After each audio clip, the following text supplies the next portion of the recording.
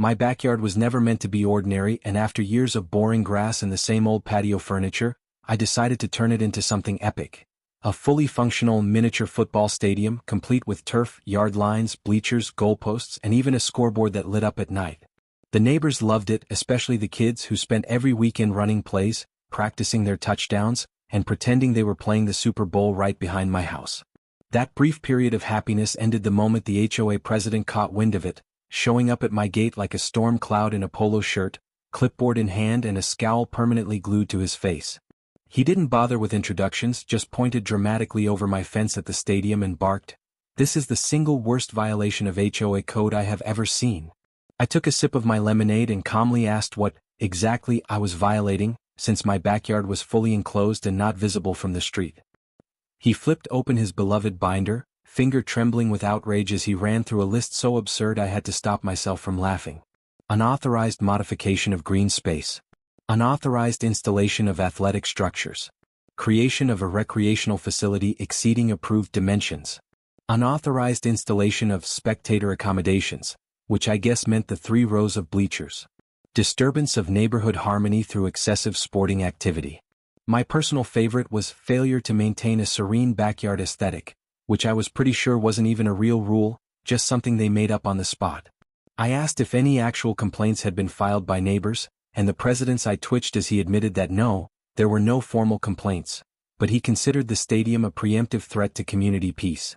According to him, if the HOA didn't put a stop to it immediately, my backyard would become a magnet for noise, traffic, and general chaos, and it would inevitably drag down property values for everyone on the street.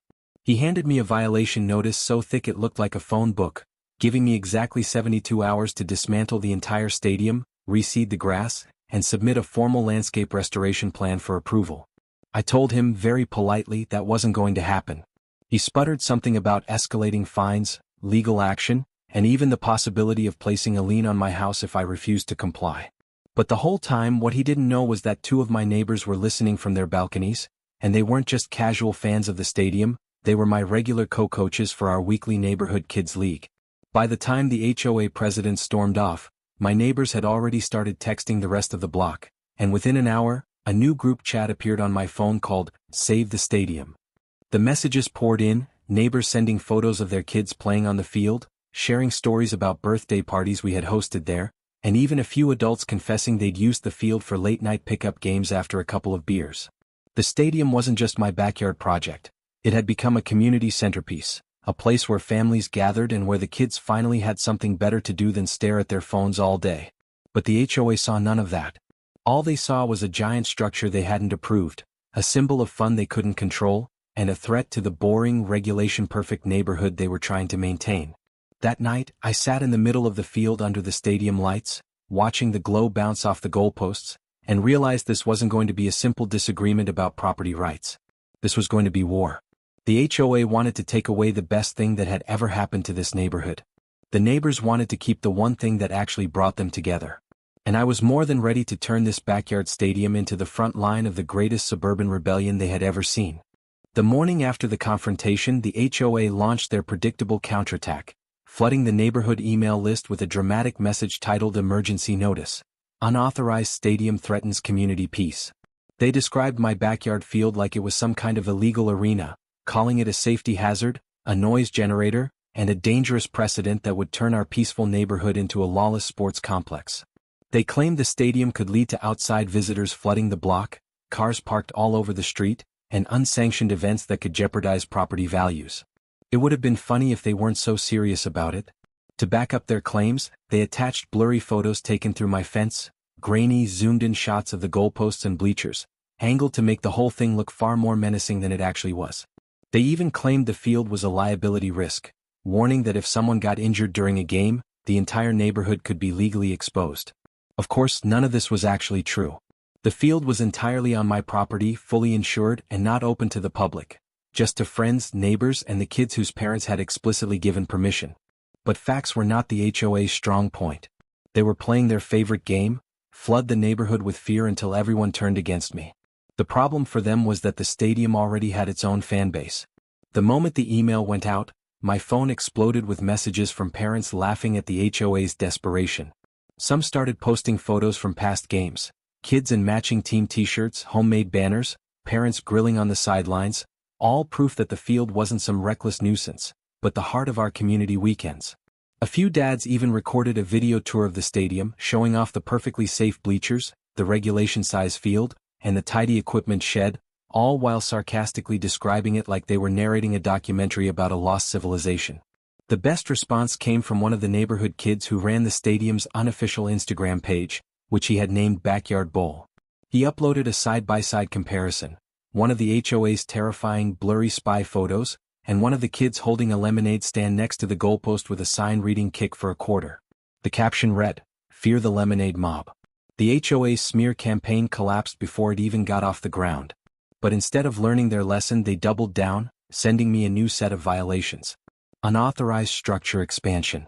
Unauthorized community event hosting. Violation of noise curfew. Failure to obtain special event permits. The list was so absurd, I pinned it to the bulletin board in my garage under the heading Comedy Hour. They even accused me of running a commercial business, claiming the field was a for-profit venue, despite the fact that every game had been free and every event was entirely resident-run. But the violation that really pushed me over the edge was the one that claimed my stadium lighting was a visual disruption affecting neighborhood tranquility.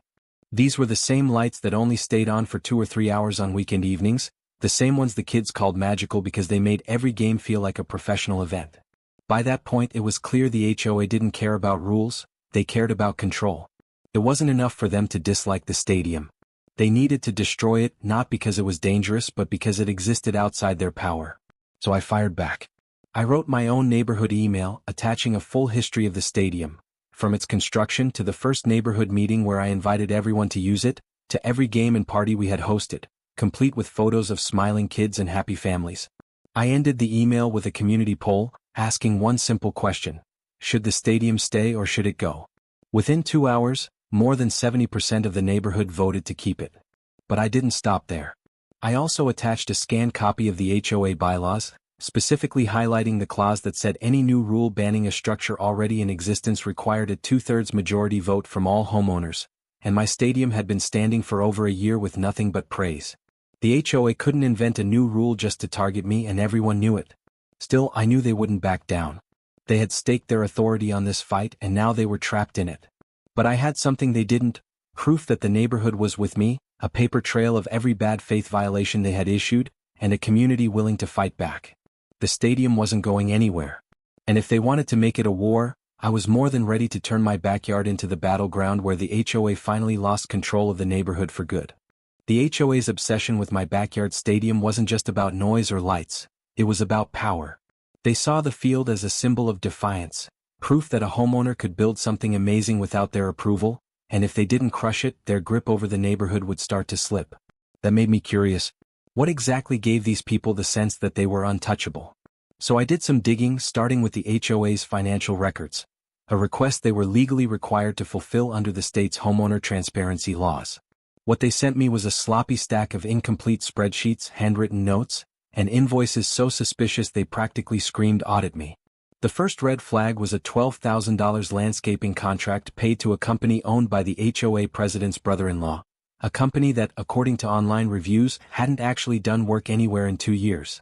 Next was the clubhouse renovation project that was supposed to cost $8,000 but somehow drained more than $25,000 from HOA funds. Money that conveniently went to a contractor with the same last name as Pearl Necklace Woman. There were vague consulting fees, overpriced office supplies, and even payments for community outreach that suspiciously aligned with the dates of the HOA's private dinner meetings at the most expensive steakhouse in town. It didn't take a genius to realize this wasn't just a case of overzealous rule enforcement.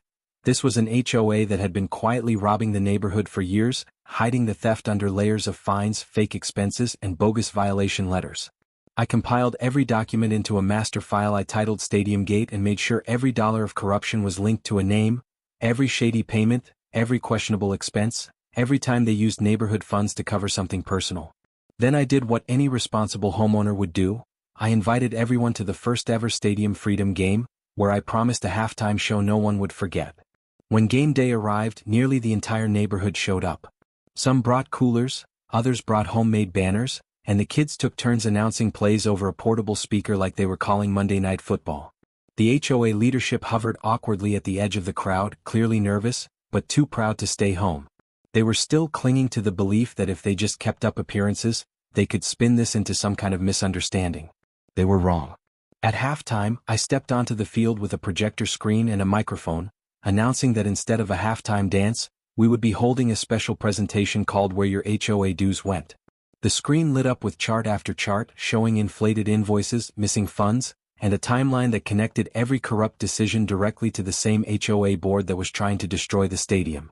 I walked everyone through the spa weekend disguised as a planning retreat, the overpriced landscaping that never happened, and the endless flow of fines that never made it into the HOA's official accounts. By the time I was halfway through, Pearl Necklace Woman had turned ghostly pale, and the HOA president looked like he was about to pass out.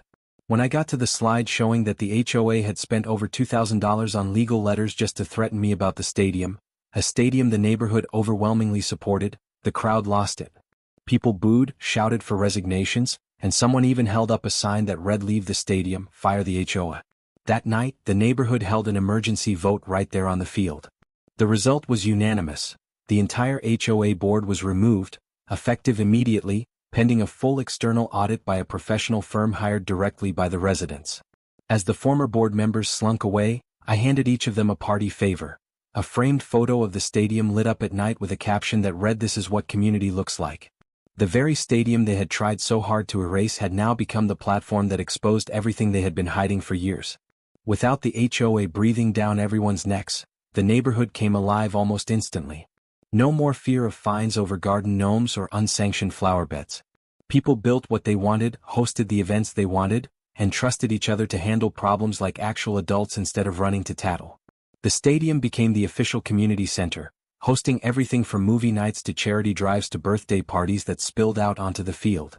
What started as my backyard project became the beating heart of the neighborhood, and the same people who once worried about noise now brought their own lawn chairs to every event. Even the few neighbors who had originally sided with the HOA admitted they were wrong, realizing that the stadium hadn't divided the block, it had united it in a way the HOA never could. The stadium didn't just survive. It saved the neighborhood. And the HOA's reign of petty tyranny ended right where it started. In my backyard, under the bright lights of the field they tried so hard to tear down. The HOA wanted to destroy my stadium. Instead, my stadium destroyed them. With the HOA gone and the neighborhood officially free from their constant oversight, the stadium didn't just stay, it became something far bigger than I ever imagined when I first rolled out the turf. It was no longer just my backyard project. It was the neighborhood's pride and joy, a symbol of what happens when regular homeowners stand together and refuse to be bullied into submission. The very next weekend, we held a celebration on the field. What started as a simple block party quickly turned into a full-blown neighborhood festival called Freedom Bowl. Families set up tents along the sidelines, local food trucks parked in my driveway, and the kids organized their own mini-tournament, with homemade jerseys and a trophy made from an old garden gnome wearing a football helmet. Where the HOA once stood handing out fines for grass height, neighbors stood side by side laughing, grilling, and cheering each other on. With no more ridiculous rules to fear, creativity exploded across the block. One house built a zip line from their deck to their pool. Another family turned their front yard into a wildflower meadow, complete with a pollinator crossing sign. The street that had once been defined by beige conformity became a patchwork of personal expression, and everyone agreed the stadium had started it all. The stadium itself got upgrades too. Neighbors chipped in to install better lighting, build permanent bleachers, and even paint a custom mural along the back fence celebrating the stadium gate victory. Every new homeowner who moved in was given a welcome tour that ended at the field, where they were told the story of how the stadium defeated the HOA, complete with dramatic reenactments from the kids who were now old enough to tell the story themselves. The field became more than a place to play football. It hosted movie nights where we projected films on the side of my house.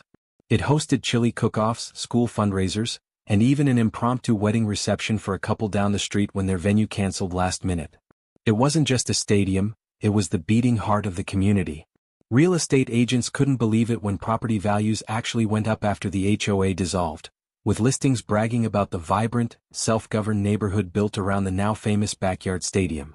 The local paper ran a follow-up story titled "The Stadium That Saved the Street," and my backyard became something of a tourist attraction for people from nearby neighborhoods trapped under their own tyrannical HOAs. People came to see the field where it all happened, asking for advice on how they could overthrow their own boards and build something meaningful in their communities. The stadium became a legend not because it was fancy or expensive, but because it represented something everyone secretly wanted: the freedom to make their home their own, to gather without permission, and to turn a boring block into a real community. Pearl Necklace Woman sold her house and vanished, her legacy reduced to a cautionary tale we told around the fire pit after games. The former HOA president tried to run for office in another neighborhood, only for someone to leak the full financial report from the audit we had ordered, effectively ending his career before it started. Nobody missed them. Instead of rules and fines, we had conversations. If a party got too loud, someone knocked on the door and joined it instead of calling in a complaint. If someone wanted to build something wild, like the treehouse zipline combo a few houses down, they asked their neighbors, not a committee, and worked out the details like actual adults. The fear and paranoia that once hovered over the block was gone, replaced by the kind of trust and respect no rulebook could ever create.